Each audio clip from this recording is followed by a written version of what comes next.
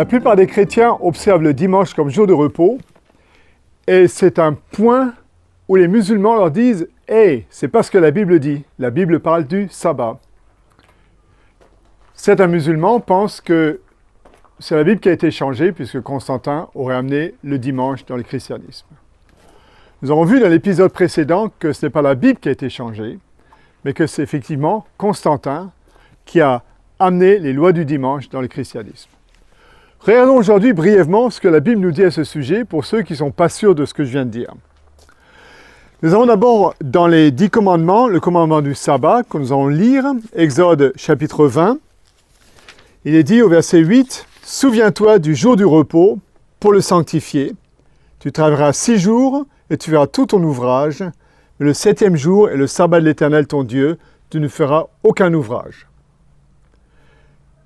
Ensuite, il est dit, « En 6 jours, l'Éternel a fait le ciel, la terre, la mer et tout ce qui s'y trouve.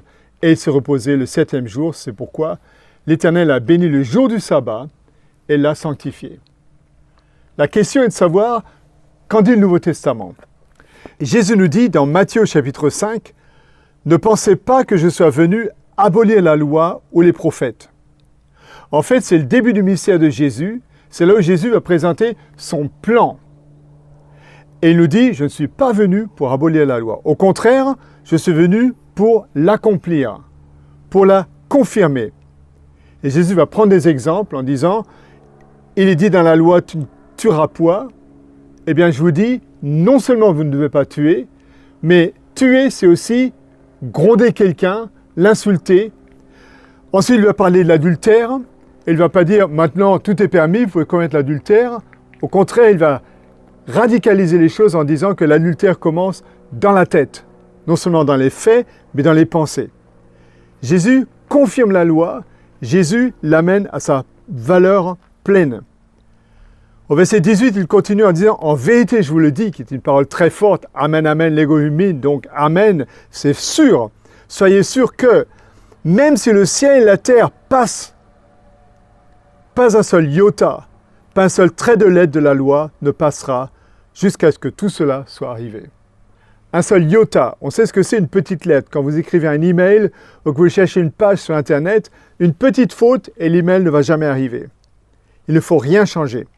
Jésus continue en disant « Celui qui violera l'un des plus petits commandements et qui enseignera aux hommes à faire de même sera appelé le plus petit dans le royaume des cieux. » Ce n'est pas ici une invitation à être humble, mais au contraire, c'est une mise en garde que Jésus nous donne. Dans Jean au chapitre 14, verset 15, Jésus nous dit « Si vous m'aimez, gardez mes commandements. » Un chapitre plus tard, au chapitre 15, il nous dira « Si vous gardez mes commandements, vous demeurez dans mon amour, comme j'ai gardé les commandements de mon Père et je demeure dans son amour. » Jean d'ailleurs va reprendre ce sujet dans ses épîtres en disant plusieurs fois « Si nous disons que nous aimons Dieu et que nous ne gardons pas ses commandements, alors nous nous trompons. » Si nous aimons Dieu, nous devons faire ce qu'il nous dit. C'est d'ailleurs logique, mais certains n'y pensent pas. Jacques va nous dire, celui qui garde les commandements et en oublie un seul, eh bien c'est comme s'il avait transgressé toute la loi. Donc le Nouveau Testament nous dit toujours que les commandements sont valides. Qu'en est-il de Paul? On pourrait ajouter Paul, je vais prendre Romains 3 par exemple. Il est dit que nous n'abolissons pas les commandements, au contraire, en prêchant l'amour de Dieu, en prêchant Rahmatullah, la miséricorde de Dieu, nous confirmons les commandements de Dieu.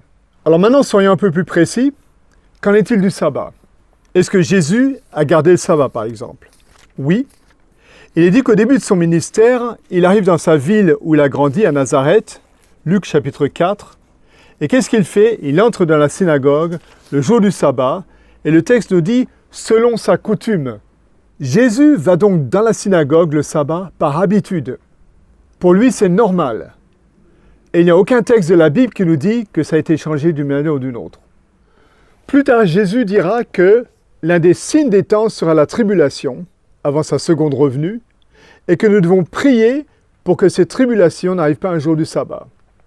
Jésus pense déjà à l'époque où il va venir, qui a donc plus de 2000 ans, et il sait qu'à cette époque-là encore, le sabbat sera important. Ce qui montre que rien n'a changé. Et en plus, tous les évangélistes, Matthieu, Marc, Luc, Jean, parle des derniers jours de Jésus sur la terre en parlant du sabbat, sans dire d'une manière ou d'une autre que ce jour a été changé, bien qu'il parle au passé, puisqu'ils ont été écrits un peu plus tard, quelques décennies plus tard. Venons-en pour terminer à l'apôtre Paul. Il est dit dans les Actes des Apôtres qu'il était à Thessalonique et il y avait là une synagogue où il entra, selon sa coutume, le jour du sabbat. Encore une fois, nous avons la même formule que Jésus, selon sa coutume. En grec, le même mot. Pendant 3 sabbats, il s'entretient avec les gens pour faire quoi? Pour leur montrer qui est le Christ. Au chapitre 13, il est dit qu'il a fait la même chose dans une autre ville. C'était à Antioche en Pisidie, aussi aujourd'hui en Turquie. Et lui et ses compagnons arrivent dans la synagogue le jour du sabbat et s'assoient. Verset 14. Ils s'assirent pourquoi? Non pas pour prêcher, mais tout simplement pour observer ce jour en louant Dieu dans le temple. Le texte nous dit qu'ils ont été invités à prêcher, ce qu'ils ont fait. Et à la fin, on leur dit qu'on les invite à revenir le sabbat suivant pour continuer leur prédication. Verset 42. À ce moment-là, on pourrait s'attendre à ce que Paul et ses compagnons disent à ces gens, « Attendez, aujourd'hui c'est sabbat, demain c'est dimanche.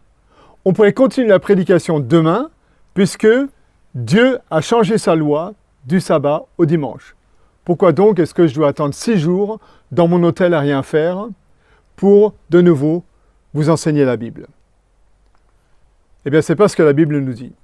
La Bible nous dit que le sabbat suivant, presque toute la ville s'assembla pour entendre la parole de Dieu.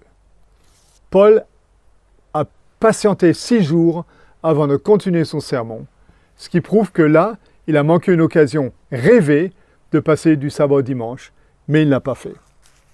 Le dernier texte aussi des Actes des Apôtres, au verset 18, Paul cette fois-ci est à Corinthe, et il est dit qu'au verset 4, il était dans la synagogue chaque sabbat pour persuader les Juifs et les Grecs.